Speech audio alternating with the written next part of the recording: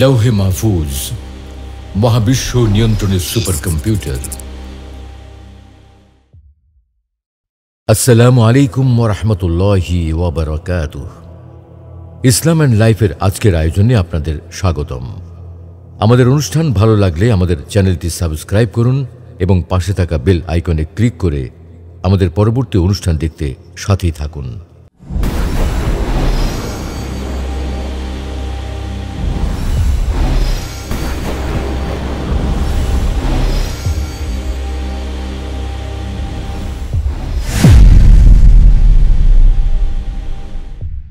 পর্যবেক্ষণযোগ্য মহাবিশ্বে, প্রতিটি গ্যালাক্সিতে, প্রতিটি সৌরজগতে, প্রতিটি গ্রহে, প্রতিটি মানুষের জীবনে যা কিছু ঘটতে পারে তা সবই লেখা আছে লৌহে মাহফুজের পাতা জুড়ে।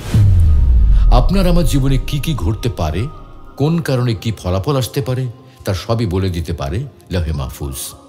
কোন কাজটি ভালো কাজ হিসেবে বিবেচিত হবে এবং তার ফলাফল হবে চিরসুখের জান্নাত, আর কোন কাজের ফলাফল হবে স্থায়ী ব্যর্থতা, লৌহে মাহফুজে সেটাও নির্ধারণ করে দেওয়া আছে সুস্পষ্টভাবে। আল্লাহ তাআলা বলেন, ألم تعلم أن الله يعلم ما في السماء والأرض إن ذلك في كتاب إن ذلك على الله يسير। তুমি কি জানো না, নিশ্চয়ই আসমান ও জমিনে যা কিছু রয়েছে আল্লাহ তা সবই জানেন, কেননা এগুলো সবই কিতাব অর্থাৎ লৌহে মাহফুজে লিখিত রয়েছে। সুতরাং এটা আল্লাহর জন্য খুবই সহজ। লৌহে মাহফুজ মানে কি? আরবি ভাষায় লৌহে বলতে বোঝায় এমন কোনো ক্ষেত্র যাতে কিছু লেখা যায়, কোনো কিছু লিখে সংরক্ষণ করা যায়। আর এ কারণেই শিলালিপি, স্লেট বা বোর্ডকেও আরবিতে লৌহে বলা হয়ে থাকে। আর মাহফুজ মানে হলো সংরক্ষিত, যা ক্ষতিগ্রস্ত হয়নি। এই হিসেবে লৌহে মাহফুজ মানে হলো সুরক্ষিত লিখে রাখার ক্ষেত্র। অর্থাৎ আল্লাহ রাব্বুল আলামিন মহাবিশ্বের সব কিছু এমন এক সুরক্ষিত ক্ষেত্রে লিখে রেখেছেন যা কখনো মুছে যায় না, তাতে কোনো সংযোজন বিয়োজন হয় না এবং তার অনুমতি ব্যতীত কেউ তা দেখতেও পারবে না।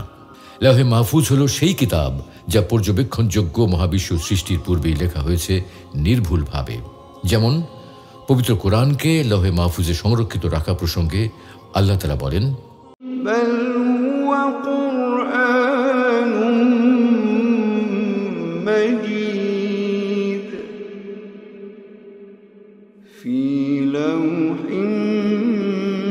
محفوظ।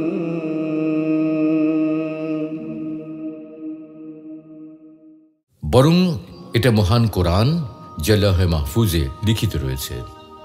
কবে সৃষ্টি করা হয়েছে লৌহে মাহফুজ? পৃথিবী সৃষ্টির বহু পূর্বেই আল্লাহ তাআলা লৌহে মাহফুজ সৃষ্টি করেছেন।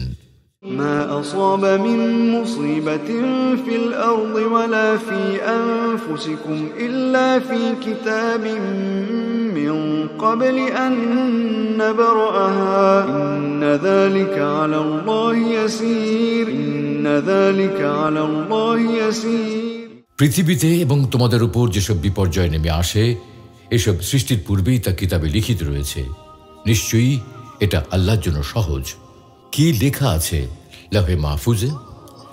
পৃথিবীতে স্বাধীনভাবে ইচ্ছা শক্তি প্রয়োগের ক্ষমতা আছে কেবল মানুষের হাতে। মানুষ তার ইচ্ছা শক্তির প্রয়োগের ক্ষেত্রে মৌলিকভাবে কারো কাছ থেকে কোনো বাধার সম্মুখীন হয় না। মানুষের রয়েছে সুচিন্তিত বিবেক, বুদ্ধি। কারো বিবেক তাকে সৎ পথে এগিয়ে যেতে অনুপ্রেরণা যোগায়, আবার কারো কারো বিবেক তাকে ঠেলে দেয় ধ্বংসের দ্বার প্রান্তে। যে যাই করুক, প্রত্যেকের কর্ম অনুযায়ী নির্ধারিত হয় তার ভবিষ্যৎ ফলাফল। মানুষের প্রাপ্ত প্রতিটি ফলাফলের সাথে তার নিজেরই কৃতকর্মের সম্পর্ক রয়েছে।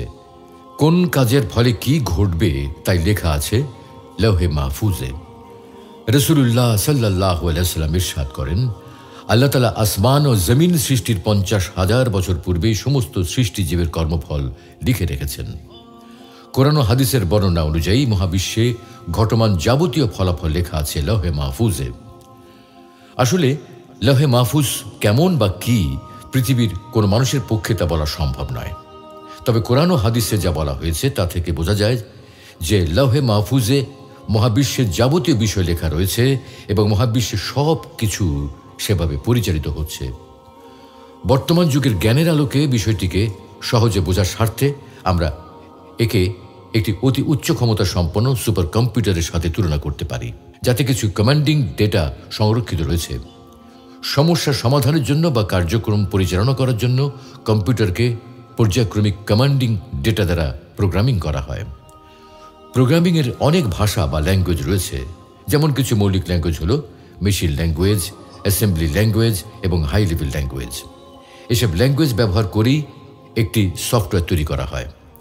বিভিন্ন ধরনের ইনপুট ডিভাইস যেমন মাউস, কিবোর্ড, স্ক্যানার, ওসিআর ইত্যাদি দ্বারা আমরা যখন কোনো কমান্ড প্রদান করি তখন সিপিইউ সেগুলোকে সংরক্ষিত ডেটার ভিত্তিতে অ্যানালাইসিস করে ফলাফল প্রদর্শন করে। লৌহে মাহফুজও হয়তো তেমনই, যেখানে আল্লাহ রাব্বুল আলামিন আমাদের সৃষ্টির বহু পূর্বেই কার্যকারণ সম্পর্কের ভিত্তিতে বিভিন্ন কাজের ফলাফল লিখে রেখেছেন। ডেটা ইনপুট দেওয়ার ক্ষেত্রে আমাদের স্বাধীনতা রয়েছে, তবে 2 আর 2 মিলে যেমন শুধু 4ই হয়, 5 হয় না, তেমনি আমাদের ফলাফলও তাই হয়, যা আমরা করে থাকি, অন্য কিছু হয় না। এ কারণেই আল্লাহ তাআলা আমাদেরকে সৎ কাজের আদেশ করেন এবং মন্দ কাজ থেকে বিরত থাকতে বলেন, কেননা সৎ এবং মন্দ উভয় কাজের ফলাফলই পূর্ব নির্ধারিত এবং এই ফলাফলের কোনো ব্যতিক্রম হয় না। একটির ফল হলো ধ্বংস, অন্যটির হলো চিরসুখের জান্নাত, যার তলদেশ হতে প্রবাহিত হয় পবিত্র নহরসমূহ। তাই আল্লাহ তাআলা বলেন, وسارعوا إلى مغفرة من ربكم وجنة عرضها السماوات